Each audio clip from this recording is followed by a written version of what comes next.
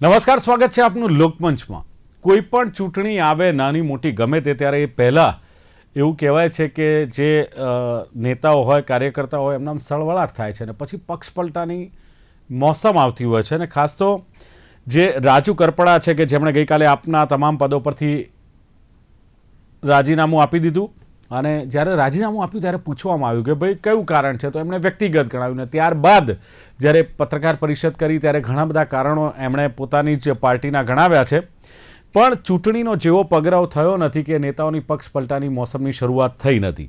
અને તમને ખબર છે કે સૌરાષ્ટ્રના જાણીતા આગેવાન એટલે કે જે કરસનદાસ બાપુ છે, કરસનદાસ ભાદરકા, એ પણ ક્યાંક આપને તિલાંજલિ આપી અને કોંગ્રેસમાં જોડાયા।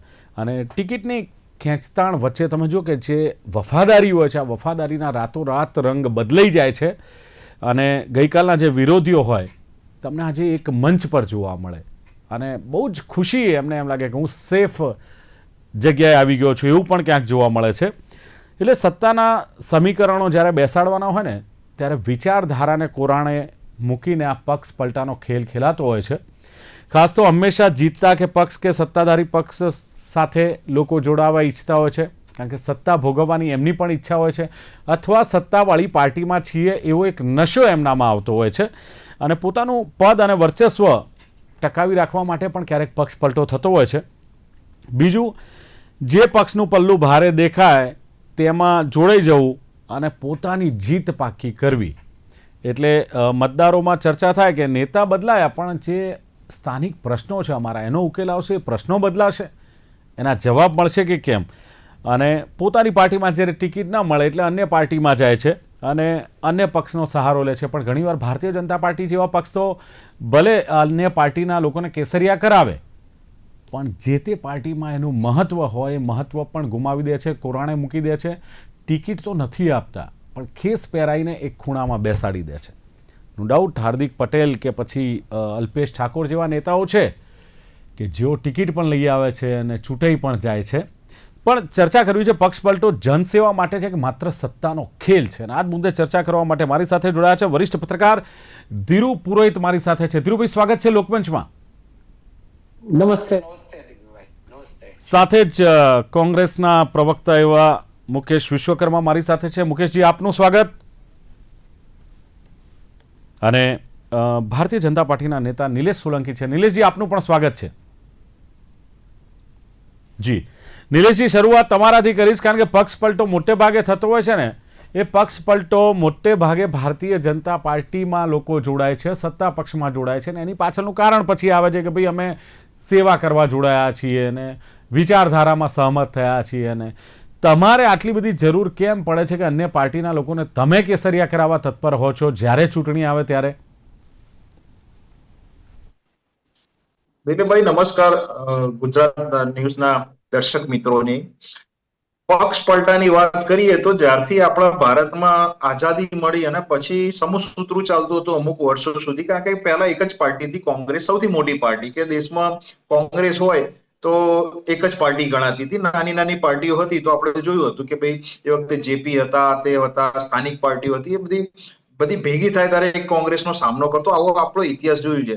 પછી એવું થયું કે કોંગ્રેસના ટુકડા થયા કે જેમ કે એનસીપી બની, ટીએમસી બની, પછી જાત જાતની બધી એમાંથી પછી અલગ અલગ નામો નીકળતા ગયા। તો પક્ષ પલટો એ શરૂઆત આપણી જે ભારતની જે કહેવાય કે લોકશાહી છે એ એક મજબૂત રીતે છે કે કોઈ પણ વ્યક્તિ ભારતીય જનતા પાર્ટીમાં જોડાય છે, એની વિચારધારા સાથે જોડાય છે, બીજે અમારા ત્યાંથી કોઈ બીજી પાર્ટીમાં જાય છે તો પણ સ્વતંત્ર હોય છે। તો આ એક આપણી ભારતની એક કહેવાય કે એક એની એ રહી છે, એની આખી એક વ્યૂહરચના રહી છે। હવે ગુજરાતની વાત કરીએ તો ગુજરાતમાં આપણને ખ્યાલ છે કે 95 પહેલા ભારતીય જનતા પાર્ટીનું શાસન નહોતું। 95 પછી એવું થયું કે જ્યારે જે વિકાસ કરવો જોઈએ, જે લોકોને ખરેખર જે મળવું જોઈએ એ નાગરિકોને મળતું નહોતું। એ પછી કેશુભાઈ પટેલજીએ ઘણું કામ કર્યું અને પછી એમાં પણ પક્ષ પલટામાં પણ આપણે જોયું કે 95, 96, 97માં પણ આપણને બધાને ખ્યાલ છે। પછી નરેન્દ્રભાઈ આવ્યા। નરેન્દ્રભાઈ આવ્યા એટલે એક કહેવાય કે એક સ્ટ્રેન્થ મળી પોલિટિકલ પાર્ટીને એક કાર્યકર્તાને એક સ્ટ્રેન્થ મળી અને એક યુવા એ વખતે એમની એજ હું માનું ત્યાં સુધી 45-50 ની આસપાસ હશે. એમના વિચારો જે રાષ્ટ્રહિત માટે હતા કે ઘણા લીડરોમાં બહુ ઓછો જોવા મળે છે. એ પછી ગુજરાતનું એક કહેવાય કે એક વાવાઝોડું આવ્યું કે ભારતીય જનતા પાર્ટી, હવે કોઈ રાજ્યમાં આટલા 30 વર્ષનું શાસન કોઈ બીજી પાર્ટીએ નથી કર્યું. મને કદાચ ખ્યાલ નહીં હોય કે આપણી જોડે ધીરુભાઈ છે તો કદાચ કરેક્શન કરે, પણ એ પછી દિવસે ને દિવસે તમે જુઓ કે છેલ્લા મેં ડેટા કાઢ્યા છે તો છેલ્લા 30 વર્ષમાં સ્થાનિક સ્વરાજમાં પંચાયતોમાં પણ ભારતીય જનતા પાર્ટીના વિલીનીકરણના હોય, ડિસ્ટ્રિક્ટ હોય, જિલ્લા પંચાયત હોય, નગરપાલિકા હોય, બધું જ કેમ અમે જીતતા આવ્યા. તો આની પાછળનું કારણ છે કે લોકોની સેવા. અમે કોઈ પણ જાતના કોઈ 30 માર્કા નથી બન્યા. અમે ના કોંગ્રેસ જેવા કોઈ મોટા બામણા માર્યા છે, ના કોઈ જાતની કોઈ કરામતો કરી છે. અમે માત્ર જે કામ કરવાના હતા એ કામ કરેલા છે. એ જ વસ્તુ ભારતીય જનતા પાર્ટીની ગુજરાતની દિલ્હીમાં કામ આવી. પ્રજા તમને ચૂંટીને મોકલે છે, તમે કામ કર્યા એટલે મોટા ભાગના રાજ્યોમાં તમારું શાસન છે. પણ ગુજરાતની વાત કરીએ સાહેબ, તમને લાર્જેસ્ટ મેન્ડેટ મળ્યું છે, 156 સીટો તમને મળી, છતાંય તમારી ભૂખ ન સંતોષાઈ, તમે ચાલુ જ રાખ્યું, તમે 162 સુધી પહોંચ્યા. તો આ જરૂર કેમ પડે છે? શું કામ પક્ષ પલટો કરાવો છો તમે? તમને આટલી લાર્જેસ્ટ જો મેન્ડેટ મળતા હોય ને ગુજરાતની જનતા આપતી હોય, છતાં પણ તમે પાછા કોંગ્રેસમાંથી તોડો છો. 162 સુધી પહોંચ્યા તમે. એટલા માટે કે છેલ્લા 3 વર્ષના લોકસભાના આંકડા જુઓ તો 26 માંથી 26, 19 26 માંથી 26 અને 26 માંથી 25 2024 એક સીટ તમે હાર્યા કે ગેનીબેન એમાં જીત્યા. તો એમાં કોઈ વાંધો નથી, જીતે લોકશાહી છે. પણ છેલ્લા મેન્ડેટ તમે જુઓ કે પંચાયતથી માંડીને નગરપાલિકા કે છેક લોકસભા વિધાનસભા સુધી જે અમને 2012માં 182 માંથી 115 મળી હતી, 17માં 99 મળી હતી, કારણ કે એ વખતે પાટીદાર આંદોલન ફેક્ટર હતું, છતાં અમે સરકાર બનાવી. અને 2022માં લોકોનો પરિપૂર્ણ વિશ્વાસ મળ્યો, આશીર્વાદ મળ્યા. હું તો કહીશ કે વોટ નહીં, આશીર્વાદ જ મળ્યા કે 156 અત્યારે 163 ધારાસભ્ય છે. હવે દિલીપભાઈ, આપણને ખ્યાલ છે કે કોઈ પણ રાજનેતા, કોઈ પણ એક સામાજિક કાર્યકર્તા કે કોઈ પણ એક લોકસેવા વ્યક્તિ ભારતીય જનતા પાર્ટીમાં આવે છે તો અમે ક્યારેય ના નથી પાડતા. અમે રઘુ શર્મા જેવો કોઈ કચરો નથી કહેતા. અમારામાં બી ઘણા નેતા બહાર ગયેલા છે, પણ જ્યારે અમારામાં જે કહેવાય કે સ્થળાંતર નથી થતું, ખૂબ જ મોટા પ્રમાણમાં સ્થળાંતર નથી થતું કાર્યકર્તાઓની. નથી આપતા. મુકેશ વિશ્વકર્મા, તમે સાંભળ્યું ને કે અમે આમંત્રણ નથી આપતા, 156 માંથી 162 થયા. જેને વિચારધારા સાથે જોડાઈ રહ્યા છે, એમનું કેવું છે કે સ્વયં આવી રહ્યા છે. મુકેશભાઈ, કહેશો આ બાબતમાં કઈ? હું દિલીપભાઈ એક વાત કહું. સૌથી પહેલા તો પક્ષ પલટો એ હવે આજના રાજકારણની ફેશન બની ગઈ છે. એટલે હવે એમાં લોકશાહી કહીએ કે ધર્મખત્યારશાહી કહીએ, એવું બહુ આપણે કઈ ચર્ચા નહીં કરીએ. પણ એક વસ્તુ નક્કી છે કે જ્યારે જ્યારે સત્તા માણસ બદલતો હોય એને ઘણા બધા કારણો હોય છે, અને જે પાર્ટી લેતી હોય છે જે માણસને, એના પણ ઘણા બધા કારણો હોય છે. એટલે એમાં આપણે અત્યારે વાત કરીએ કે કોઈ નેતા ઉપર વિશ્વાસ ને પાર્ટી ઉપર વિશ્વાસ, એ બધું સાચું. અને ખાસ કરીને જો સેવા કરવાનું માધ્યમ જો આપણે સમજતા હોઈએ તો મારી દ્રષ્ટિએ મને 33મું વર્ષ છે કોંગ્રેસમાં. હું 5 ચૂંટણી લડ્યો છું, અને આપણે જે અમારી જે નગરપાલિકા હતી એમાં 10 વર્ષ જીત્યો પણ છું, કોર્પોરેશનમાં હાર્યો છું. કહેવાનો મારો મતલબ એવો છે, આજની તારીખે હું લાઈવ છું. કોઈ પણ જગ્યાએ તમે પૂછો જાટોડા વિધાનસભામાં કે આ ભાઈ મુકેશ પંચાલ કોંગ્રેસમાં. એટલે કહેવાનો મારો મતલબ એવું છે, સેવા કરવા માટે સત્તા જ હોય ને સેવા થવી એવું કઈ હું જરૂરી માનતો નથી. બીજી વાત એવી છે કે પેલું કે સપ્લાય અને ડિમાન્ડ, જ્યારે કોઈ જરૂરિયાત છે ને ત્યારે સપ્લાય થાય છે, બરાબર છે. એટલે એ વાત પણ અગત્યની છે. આપણા CR પાટીલજી કહેતા હતા હવે કાલથી છે ને કોઈને લેવાના નથી, આવું એમણે કીધેલું, કદાચ નિલેશભાઈની યાદ હશે. અને પછી બીજે જ દાડે એમણે તરત જ બીજાને લીધા હતા. અને હું તો કહું છું એમાં કઈ ખોટું નથી માનતો, ભલે એ એમની પાર્ટીનું તો ભલું કરે છે, બરાબર છે. એટલે આપણે એમાં કોઈ પડતા નથી. પણ જે રાજુ કપરાડા એની જે વાત છે ને, એની અંદર જે એક વાક્ય એવું છે કે અંગત કારણોસર, તો એવા કેટલાય સમીકરણો બેઠા છે અત્યાર સુધીના. હવે તો આપણે એમનું નામ ના લેવું જોઈએ, કારણ કે હમણાં જે એમનો દેહાંત થયો, સ્વર્ગસ્થ આપણા પવારજી હતા, અજીત પવારજી, હવે હમણાં ખુદ આપણા લોકપ્રિય પ્રધાનમંત્રી બોલ્યા હતા કે ભાઈ આ 15 દિવસ પછી આમનું ભવિષ્ય શું હશે તમે જોજો, જેલમાં હશે, બરાબર. અને પછી 15 દિવસ પછી એવું થયું કે એ આપણે હરિદ્વારમાં ગંગામાં ધોવાઈને પાછા ભાજપ એટલે કે સત્તામાં સાથે આવી ગયા, એટલે પછી હમણાં કઈ પ્રોબ્લેમ ના થયો. એટલે આવા બધા એ અંગત કારણો થયા. બીજી વાત એવી છે, હવે હું ન્યુટ્રલ વાત કરું કે ધારો કે 25 વર્ષ 30 વર્ષ 35 વર્ષથી માણસ એક જ પક્ષમાં હોય, વફાદારીથી કામ કરતો હોય અને પ્રજાના પ્રશ્નો માટે લડતો હોય અને પોતાના પક્ષમાં એને અન્યાય થતો હોય, એની ગણના ના થતી હોય, એટલે છેલ્લે એને એમ થાય કે હવે મને એમ લાગે છે કે આપણે હવે કંઈક બદલવું જોઈએ, કારણ કે હવે આટલી લાઈફ જતી રહી. એ પણ એક કારણ હોઈ શકે છે ને, થતું હોય છે. એટલે હું એવું માનું છું, સત્તાના સમીકરણ બેસાડવા માટે જ્યારે રાજ્યસભાની જે ચૂંટણી હોય છે ત્યારે એ સત્તાના સમીકરણો હોય છે. પણ તમે એક વાત ખૂબ સારી કરી કે ભાઈ 156 સીટ તમે જીત્યા હતા, પછી 162 કરી, તો એ રાજ્યસભાના જે સમીકરણો હતા એના લીધે આવન જાવન થઈ છે. બીજું કોઈ કારણ મને લાગતું નથી, કારણ કે ધારાસભ્ય તો કોંગ્રેસમાં હતા. યસ, ધીરુભાઈ, સવાલ જે મુકેશભાઈએ કહ્યું કે 156 માંથી 162, તો ચલો 156 નો લાર્જેસ્ટ મેન્ડેટ મળ્યા બાદ ગુજરાતની જનતાએ ભારતીય જનતા પાર્ટીને આપ્યો, છતાં 162. મુકેશભાઈએ સારી બાબત કરી કે રાજ્યસભામાં જ્યારે જરૂર હતી ત્યારે બરાબર છે, પણ હવે તો રાજ્યસભામાં જીતવું પણ સરળ છે. કઈ જરૂર એટલી નહોતી કે આ ધારાસભ્યોને પોતાની પાર્ટીમાં ગુજરાતમાંથી લેવા પડે. ઓલરેડી સાહેબ સંખ્યાબળ હતું. કારણ શું થયું? દિલીપભાઈ, તમારો વિષય ખૂબ સારો છે. મારી દ્રષ્ટિએ પક્ષ પલટો છે ને, એને હું વર્ષોથી પત્રકારત્વ કરતા પત્રકાર તરીકે રાજકીય દુર્ઘટના માનું છું. આ એક રાજકીય દૂષણ છે અને એટલા માટે તો પક્ષ પલટા વિરોધી કાયદો લાવવામાં આવ્યો છે. કોઈ પણ કાર્યકર, પીઢ કાર્યકર દિલીપભાઈ ત્યારે બને છે કે જ્યારે વર્ષો સુધી આ બંને મુકેશભાઈ અને નિલેશભાઈ બે પક્ષના એક પીઢ કાર્યકરો છે, એટલે મારી વાતમાં સહમત થશે કે એક કાર્યકરને સાહેબ તૈયાર કરવો ને દિલીપભાઈ લાંબી એક પ્રોસેસ છે. આવા સમયે કોઈ કાર્યકર પોતે કોઈ પણ વાતમાં એમ કે આ વાત આવી છે ને આ વાત આવી છે, આ શરતને કારણે આમ થાય છે, આ શરતને કારણે આ થાય છે, એ મારી દ્રષ્ટિએ કાર્યકર નથી બનતા. એ ફક્ત પોતાની વ્યક્તિગત મહત્વાકાંક્ષા પૂરી કરવા માટે એક પક્ષમાંથી બીજા પક્ષમાં જતા હોય છે. હવે જ્યારે તમે પ્રશ્ન પૂછો છો કે કોઈ પણ પાર્ટી, અત્યારે ભાજપ છે, અમે તો કોંગ્રેસનું ચરમસીમારૂપ શાસન પણ અમે તો જોયું છે. હું 40-45 વર્ષથી પત્રકારત્વ કરું છું અને કેશુભાઈના સમય પહેલાથી આ ગુજરાતમાં જ્યારે ગુજરાતમાં કોંગ્રેસનું શાસન હતું એ સમયથી મેં પત્રકારિતા કરી છે, એટલે મને ખબર છે કે રાજકીય બાબત છે એ કોઈ પણ કાર્યકર્તા માટે ગૌણ હોવી જોઈએ. લોકોના કામો કરવાની પોતાની જે અંદરની એક મહત્વાકાંક્ષા છે ને એ પૂરી કરવા માટે જો કાર્યકર કામ કરતો હોય ને તો એ સાચો કાર્યકર કહેવાય દિલીપભાઈ. હું એવું માનું છું.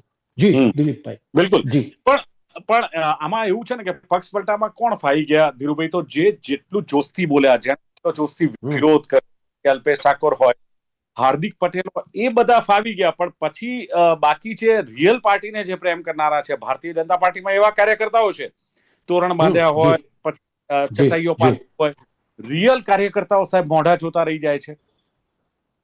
દિલીપભાઈ, તમને કહું, પક્ષ પલટો કરનારા કાર્યકરોની લાંબી તમે યાદી જોજો. પક્ષ પલટો કરવા માટે કાર્યકર જે રીતે એકદમ ગતિથી જે પાર્ટીમાં જવું હોય એ તરફ જતો હોય અને જે તે પાર્ટી દ્વારા એને પક્ષ પલટો કરીને આવકારવામાં આવતો હોય, કારણ કે લોકશાહીમાં માથા ગણાય છે. આપણે ધારાસભાની વાત કરી, ધારાસભ્યો જ્યારે કોંગ્રેસમાંથી ભાજપમાં જાય છે ત્યારે એ ધારાસભ્યને એક સ્ટેટસ આપવામાં આવે છે, પ્રજામાં એનું કેટલું મહત્વ છે એના આધારે. પણ પક્ષ પલટો આખરે પક્ષ પલટો છે. લાંબા સમયની તમે પણ એક પીઠ પત્રકાર છો દિલીપભાઈ, જુઓ, અસલ જે ભાજપનો અસલ કાર્યકર છે અને પક્ષ પલટો કરીને ભાજપમાં ગયેલો કાર્યકર છે, એની રાજનીતિ તમે જોજો લાંબા સમય હસ્તાચળ ધકેલાતી જાય છે. મેં તો સૂર્યકાંતભાઈને, મને તો નિલેશભાઈ અને મુકેશભાઈ સૂર્યકાંત આચાર્ય અને હેમાબેનનું નામ તો તમે સાંભળ્યું છે જુનાગઢમાં. બહુ મોટા કાર્યકરો, જ્યારે નબળા સમયમાં એ કાર્યકરોએ સાહેબ જે રીતે પાર્ટીને ખંભે લઈને કે જે રીતે એને જેલમાં જઈને પાર્ટી માટે બલિદાન આપ્યું છે, એવા કાર્યકરો હું તો બે પાર્ટીને કહું છું કે પક્ષ પલટાના દૂષણને દૂર કરવું જોઈએ. લોકોએ જે તમને મેન્ડેટ આપ્યો છે એ પ્રમાણે તમે કામ કરશો ને તો લાંબા સમયે સાચા અર્થમાં તમે એ પક્ષને એક પ્રતિષ્ઠિત અથવા તો એક લોકોમાં સ્થાપેલા પક્ષ તરીકે તમે સ્થાપી શકશો. પણ ધીરુભાઈ, બંને મિત્રોને જી જી તમે વરિષ્ઠ નેતાઓની વાત કરી, માની લો કે ભારતીય જનતા પાર્ટીએ અર્જુન મોઢવાડિયાને આવકારી લીધા, એમને કેસ બનાવ્યો, હવે મંત્રી તો હવે બનાવ્યા છેવટે ન છૂટકે, પણ માની લો ન લીધા હોત તો શું ફરક પડે ભારતીય જનતા પાર્ટીને? એક વાત તમને કહું, હું જે વર્તમાન પત્ર માટે કામ કરું છું ને ત્યાં મને પોરબંદરનું પણ કામ આપ્યું છે. અર્જુનભાઈ મોઢવાડિયા મારા બહુ સારા મિત્ર છે. અર્જુન મોઢવાડિયા પાર્ટીના કાર્યકર છે, કોઈ પણ પાર્ટીના આયા કરતા પ્રજાના સેવક છે. લાંબી એની રાજનીતિ મેં જોઈ છે. ઠીક છે કે અર્જુન મોઢવાડિયા લાંબો સમય સુધી કોંગ્રેસમાં કામ કર્યા પછી ભાજપમાં આવ્યા છે. અર્જુન મોઢવાડિયાને બહુ સરસ રીતે વાત કરું તો નરેન્દ્ર મોદી સાહેબ સાથે અંગત દોસ્તી છે. અર્જુન મોઢવાડિયા આવ્યા પછી એને પક્ષમાં સારું સ્થાન પણ આપવામાં આવ્યું છે. એની પ્રતિષ્ઠા પ્રમાણે એને પણ તમે યાદ કરજો કે અર્જુન મોઢવાડિયા જેવા આ જે મેં પક્ષ પલટાની વાત કરી ને એમાં આ એક જેને કહેવાય ને કે અલગ પ્રકારની વાત કરું છું.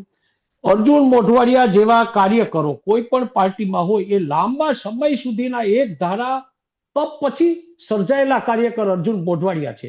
અર્જુન મોઢવાડિયા કદાચ કોંગ્રેસમાં હોત ને પણ મારે દુઃખ સાથે એ કહેવું પડે કે અર્જુનભાઈ જેવા માણસ પાસેથી કોંગ્રેસે જો પાયાની કામગીરી કરી હોત ને તો આજે અર્જુન મોઢવાડિયા ભાજપમાં ન હોત. બિલકુલ, એટલે અર્જુન મોઢવાડિયા જી બિલકુલ. નિલેશભાઈ, હજુ તમે મેં કહ્યું એમ કે હજુ તમારા ભારતીય જનતા પાર્ટીના દરવાજા ખુલ્લા છે. રાજુ કરપડા રાજીનામું આપી દીધું છે, એવું કહે છે કે ભારતીય જનતા પાર્ટીમાં જોડાશે. આક્ષેપ એ પણ થઈ રહ્યો છે કે એમની પર પ્રેશર લાવવામાં આવ્યું છે, શરતોને આધીન એમની જોડે આ રાજીનામું લઈને પછી ભારતીય જનતા પાર્ટીમાં જોડાશે. ચલો, એમાં નથી પડતા, પણ તમે ક્યાં સુધી આ દરવાજા ખુલ્લા રાખશો? તમે કેમ એવો કોઈ નિયમ નથી લાવતા કે જે કોઈ અન્ય પાર્ટી હોય, મૂળ કોંગ્રેસ હોય કે અન્ય પાર્ટીનો હોય, પૂર્વ શરત જાહેર કરો ને કે ભાઈ કોઈ ટિકિટ મળે, સંગઠનમાં સ્થાન નહીં મળે, હોદ્દો નહીં મળે, તમારે આવું બતાવો, તમારી વિચાર અમારી જો ખરેખર વિચારધારા સાથે જોડાવો છો તો કોમ્પ્રોમાઇઝ શું કામ કરો છો? તમે પણ શું કામ સામે શરતો સાથે બંધાવો છો? નિલેશભાઈ, અત્યાર સુધી 61 મોટા વરિષ્ઠ નેતા કોંગ્રેસ કે બીજી પાર્ટીમાંથી ભારતીય જનતા પાર્ટીમાં આવ્યા, દિલીપભાઈ. કદાચ થોડા વર્ષોમાં પાછળ જઈએ તો હું માનું ત્યાં સુધી 61,000 કાર્યકર્તા, જે સામાન્ય કાર્યકર્તા હોય કે જે, અને ભારતીય જનતા પાર્ટીના 1,15,00,000 જેટલા કાર્યકર્તા છે અને સક્રિય કાર્યકર્તા. આ જે ધીરુભાઈ કીધું ખૂબ જ સારી વાત કીધી, હું રિપીટ પણ કરું છું કે ભારતીય જનતા પાર્ટીનો જે કાર્યકર્તા છે એ એનું સિંચન થાય છે, એની કાર્યશાળા પદ્ધતિ હોય છે, ડિસિપ્લિન, કેડર બેઝ. આ બધી પાર્ટીમાં, બીજી પાર્ટીમાં નહીં જોવા મળે. ભારતીય જનતા પાર્ટીના કાર્યકર્તા જે કહેવાય કે સ્થળાંતર નથી કરતો લાંબા સમય સુધી, જૂજમાં નથી કરતા, અને એની જે જગ્યા હોય છે એ ફિક્સ કરે છે. ભારતીય જનતા પાર્ટી પહેલા સત્તામાં હતી જ નહીં, તમને ખ્યાલ છે કે 200 થી ચાલુ કરીને 300 સુધી આવ્યા. ભારતીય જનતા પાર્ટીમાં નરેન્દ્રભાઈનું ઉદાહરણ લઈએ તો નરેન્દ્રભાઈ એ સમયે એ લાલ કિલ્લા ઉપર, માફ કરજો, લાલ ચોકમાં ગયા હતા કે જેમાં સરકાર નથી અને એમને પણ ઘણી તકલીફો પડી હતી. તો આ એક રાજકારણ, એક કહેવાય કે એક તમારે પોલિટિકલ લીડરશિપ બનવું છે તો લાંબા સમય સુધી. ધીરુભાઈ જે વાત કરી કે જૂના એવા કેટલાય લોકો છે કે ખરાબ સમયમાં પાર્ટીની સાથે રહ્યા છે, પણ જ્યારે કોઈ એવી પાર્ટીનું બંધારણ છે જ નહીં કે ના આવે એને રોકી શકાય. ભારતીય જનતા પાર્ટીનો વ્યાપ વધે છે, ખૂબ જ સારી વસ્તુ છે કે અમારા લોકોની સેવા કરવા માટે અમારી જોડે કાર્યકર્તાઓની ફોજ છે અને કાર્યકર્તાઓની પાર્ટી છે. જી, જૂના કાર્યકર્તાઓ સાઈડમાં મૂકીને તમે તો નવા જે પેરાશૂટ લઈને આવેલા હોય ને એમને તમે મંત્રી પદ આપી દો છો, એમને તમે ટિકિટ આપી દો છો, એટલે પેલા જે પાયાના કાર્યકર્તાઓને બળે છે બિચારા. પણ હવે કે કોને, એ તો તમારી કે શિસ્તબદ્ધ પાર્ટી ભલે રહી, પણ અવાજ ઉઠાવવાની જે કોઈ તાકાત હોવી જોઈએ ને ભારતીય જનતા પાર્ટીના કાર્યકર્તા કે નેતાઓમાં નથી. નિલેશભાઈ, વિરોધ નથી કરી શકતા. બીજું, નરેન્દ્રભાઈ સિવાય તો આપણે કોઈ ઉદાહરણ આપી ના શકીએ આપણે, કારણ કે પાર્ટી જ આખી નરેન્દ્રભાઈના નામે ચાલે છે. અંદર ભલે ઉસાતુસી થતી હોય, અંદર ભલે આક્ષેપો થતા હોય. સૌરાષ્ટ્રમાં તમે જુઓ કે ભારતીય જનતા પાર્ટીના નેતાઓમાં કેટલા તડ છે, કેટલા જૂથ છે, પણ એની ચાલે. પણ મુકેશભાઈ, એક સવાલ એ છે કે કોંગ્રેસ પાર્ટીની વાત કરીએ તો જે 2017માં વાત કરી હતી એ કદાચ 2022માં વાત થઈ.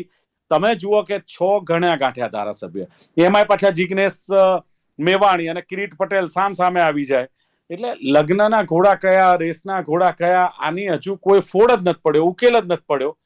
તો કોંગ્રેસે પણ ક્યાંક સાચવવાની જરૂર નથી કે પોતાના નેતાઓને સાચવી રાખે, પક્ષ પલટો ન કરે, એક સંગઠિત રહે? તમારી ખૂબ સાચી છે. હું પોતે કબૂલ કરું છું કે કોંગ્રેસની જરૂરિયાત છે હાલની. પણ કહેવાનો મતલબ એવો છે કે સાચવવાનું એટલે જો એક પોતાની વફાદારી, ધારાસભ્ય થઈ ગયા પછી તો હું એવું માનું છું કે એ માણસની મહત્વાકાંક્ષા ઓછી થવી જોઈએ. કારણ કે કેટલા લાખો કાર્યકર્તાઓ કોર્પોરેટરે નથી થતા અને કદાચ એનું જીવન પૂરું થઈ જતું હોય છે. તો ધારાસભ્ય થઈ ગયા પછી જો એ પક્ષ પલટો કરે છે તો હું એવું માનું છું કાં એનું અંગત કારણ હોય, કાં એમની મહત્વાકાંક્ષા વધારે હોય, અને કાં પછી એને છે એના કરતા વધુ મેળવવાની ઈચ્છા હોય. પણ કોંગ્રેસ પક્ષે એના માટે એક આગવું બંધારણ કરવાની જરૂર છે એવું માનું છું. પણ ઘણીવાર કેવું હોય છે કે કોઈ એમ કે આજે કોંગ્રેસમાં હતા, કાલે ભાજપમાં છે. હવે તમે જુદું બોલો છો ને પહેલા જુદું બોલતા હતા. તો એના માટે હું એવું માનું છું, એ કોઈ પણ માટે, કે ભાઈ આજે નિલેશભાઈ ભાજપમાં છે અને નરેન્દ્ર મોદીના વખાણ કરે એવું નહીં, પણ એના કામની વાત કરે તો એ કરવી જ જોઈએ. હું આજે કોંગ્રેસમાં છું અને રાહુલ ગાંધીની વાત કરું તો એ મારે કરવી જ જોઈએ. અમિત ચાવડાની વાત કરું તો મારે કરવી જોઈએ. પણ કાલ નિલેશભાઈ કોંગ્રેસમાં આવી ગયા, કોઈ કારણસર આવવાના નથી, આપણે કહેતા નથી, પણ એ કાલે રાહુલ ગાંધીની વાત કરે તો વિચારધારા જે સાથે એની બદલાય એના વિચારોને બદલીને જ એને વાત કરવી પડે. કઈ એ વાત તો કરે નહીં કે ભાઈ હું ભાજપમાં હતો પણ કોંગ્રેસ વાળા આવા છે, એવું તો કરે નહીં. એટલે એ આખી જુદી મેથડ છે, એ રાજકીય મેથડ છે. પણ હું ચોક્કસ કહું છું કે પક્ષ પલટો ક્યારેય કોઈ પોતાની મરજીથી નથી કરતો. કોઈ પણ માણસ એની મજબૂરીથી કરે છે એવું માનું છું.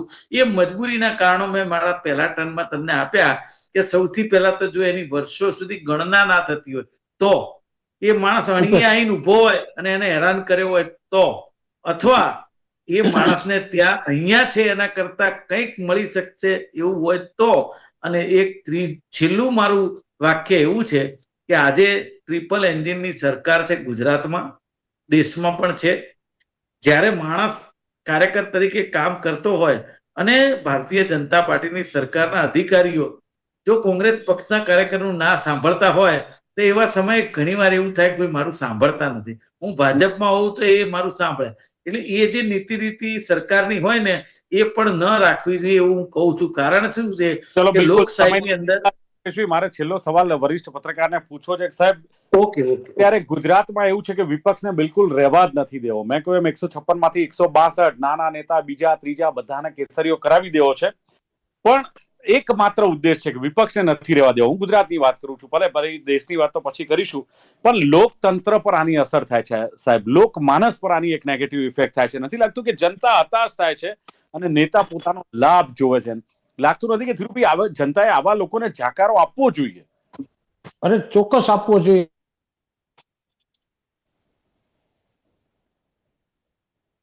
નહીં, પણ પાક્કું વાત એ છે કે લોકશાહીમાં વિરોધ પક્ષ મજબૂત તો હોવો જોઈએ. વિરોધ પક્ષ વગરની સરકાર, અત્યારે હું એ કહું કે ગુજરાતમાં ક્યાંય કોંગ્રેસ કે પછી આપ માનો, મારે મુકેશભાઈને એ કહેવું છે કે મુકેશભાઈ, તમારી પાર્ટીના કાર્યકરોને કહો કે લોકોની વચ્ચે આવીને ક્યાંક આંદોલનાત્મક ગાંધી ચિંધા માર્ગે આંદોલન કરીને લોકોમાં વસવાની જે સ્ટ્રેટેજી રાજનીતિમાં આવવાની છે ને, એ અત્યારના રાજકીય પક્ષોમાં ખલાસ થઈ ગઈ છે. સામે પક્ષે ભાજપની પણ એક સ્ટ્રેટેજી કે પોલિસી ખરી કે વિરોધ પક્ષની અંદર ક્યાંક નિષ્ઠાપૂર્વક, જેને નિષ્ઠાપૂર્વક શબ્દ તો નહીં વાપરું કારણ કે એ પક્ષ પલટો તો ન કરે, પણ ક્યાંક લોકોમાં લોકપ્રિય થયેલો માણસ જે તાકાતથી લોકોના પ્રશ્નો રજૂ કરતા હોય એવા માણસો એને ધ્યાનમાં આવી જાય છે ને પોતાની તરફે આકર્ષી લે છે. આ સ્ટ્રેટેજી ભાજપ માટે પણ બરાબર નથી. ભાજપ જેવા ઉત્તમ કક્ષાના પક્ષ, જે હજી હું કહું છું કે લાંબો સમય સુધી એ રાજ્ય અને દેશમાં અત્યારે શાસન ઉપર છે, ત્યારે એને ઉદારતાથી વિરોધ પક્ષ માટે ક્યાંક ને ક્યાંક સત્વવાળા માણસો વિરોધ પક્ષમાં હોય અને સાચા પ્રશ્નોની રજૂઆત કરીને એનો વિરોધ કરે. પણ બંને પક્ષોને મારે એક અપીલ કરી લેવી છે. અત્યારે યુવાનો જે રીતે નોકરીઓમાં અને બીજી જગ્યા ઉપર કારકિર્દી બનાવવા નીકળ્યા છે ને, એમ રાજકીય પક્ષોમાં કાર્યકર્તા તરીકે પોતાની કારકિર્દી બનાવવા માટે નીકળ્યા છે. આવા યુવાનોને કસાઈ અને આવા યુવાનોને બંને પક્ષના આગેવાનો સાહેબ તમે બંને પક્ષના અત્યારે સ્પોક્સમેન એટલે કે પ્રવક્તાઓ છો, તે પાર્ટીને એવું કહો કે આ યુવાનોને ટ્રેનિંગ આપી અને કસાયેલા કાર્યકરો બનાવે. એમની પણ એક પોતાની આકાંક્ષા, મહત્વાકાંક્ષા છે, પણ મહત્વાકાંક્ષાને લાંબા સમય સુધી ટીચીને એક સારો કાર્યકર બને અને સારા કાર્યકરમાંથી નેતા તરફ ધકેલાય. બાકી યાદ રાખજો સાહેબ, આ જ પ્રકારની રાજનીતિ રહેશે ને તો આ દેશમાં, આ પ્રદેશમાં કાર્યકર્તાઓની ભયંકર અછત સર્જાશે અને Yeah. રાજનીતિમાં પક્ષ પલટાનું દૂષણ ભયંકર આવશે. Yes. દિલીપભાઈ, ઓકે બસ વાત આપણે કરી. નિલેશભાઈએ કહ્યું કે પહેલા તો કોંગ્રેસ પાર્ટી હતી, એમણે કહ્યું કે 1995-96 થી જે શરૂઆત થઈ, પણ મોદી આવ્યા પછી એક વાવાઝોડું આવ્યું, લોકો ભારતીય જનતા પાર્ટીમાં જોડાવા માંડ્યા અને 60 જેટલા નેતા જોડાયા છે. મુકેશ વિશ્વકર્માએ કહ્યું કે પક્ષ પલટો એક ફેશન થઈ ગઈ છે, લોકશાહી કહીએ કે સરમુખત્યારશાહી, એમને ચર્ચા નથી કરી, પણ ઘણા બધા કારણો એની પાછળ જવાબદાર છે, પાર્ટી સ્વીકારે છે, એની પાછળના પણ કારણો એમણે કહ્યા. અને એમણે કહ્યું કે CR પાટીલે કહ્યું હતું કે કોઈ કોંગ્રેસીઓ નહીં લઈએ, પણ છતાં પણ લીધા છે, એ વાત પણ એમણે કરી છે. અને સાથે એમણે કહ્યું કે સ્વર્ગસ્થ અજીત પવારની પણ વાત કરી કે એમણે કહ્યું હતું કે હવે આવનારા દિવસોમાં જેલમાં હશે પણ સત્તામાં આવ્યા, એટલે મજબૂરી હોય છે, મરજીથી નથી જતા પક્ષ પર નથી કરતા. મુકેશભાઈ કહી રહ્યા છે એ પ્રમાણે, અને પક્ષમાં અન્યાય થાય, ગણના ન થાય તો પક્ષ પલટો કરતા. ધીરુભાઈ પુરોહિતે સરસ કહ્યું છે પક્ષ પલટો એક રાજકીય દૂષણ છે, એક દુર્ઘટના છે. 40-45 વર્ષથી એમનું કહેવું છે હું પત્રકારિતા કરું છું, એક કાર્યકરને તૈયાર કરો એટલે એક લાંબી પ્રોસિજર છે. છેલ્લે પણ એમણે બહુ સરસ વાત કરી છે કે યુવાનોને જ્યારે રાજકારણમાં આવવું છે ત્યારે એમને કસીને તૈયાર કરવામાં આવે, નહીંતર લોકશાહી ખતમ થશે. અને મહત્વાકાંક્ષા વ્યક્તિગત હોય છે ત્યારે પક્ષ પલટો થતો હોય છે, અને પ્રજાના સેવક છે આ લોકો. અર્જુન મોઢવાડિયાની પણ એમણે વાત કરી કે એ પાર્ટીના એક કાર્યકર્તા કરતા પણ પ્રજાના એક ઉત્તમ સેવક છે, અને વિરોધ પક્ષ મજબૂત હોવો જોઈએ. અને આ જે છે નહીં સુધરે તો ધીરુભાઈએ લાલ બત્તી પણ ધરી છે. ચર્ચાનું સમાપન કરીએ છીએ. મુકેશ વિશ્વકર્મા, નિલેશ સોલંકી, ધીરુ પુરોહિત ત્રણે જોડાયા. ખૂબ ખૂબ આભાર. Thank you very much. Thank you દોસ્તો, થેન્ક યુ. મિત્રો, આ હતી ચર્ચા પક્ષ પલટાની જનસેવા કે માત્ર સત્તાનો ખેલ. ફરી મળીશું. જોતા રહો ગુજરાત ન્યૂઝ. નમસ્કાર.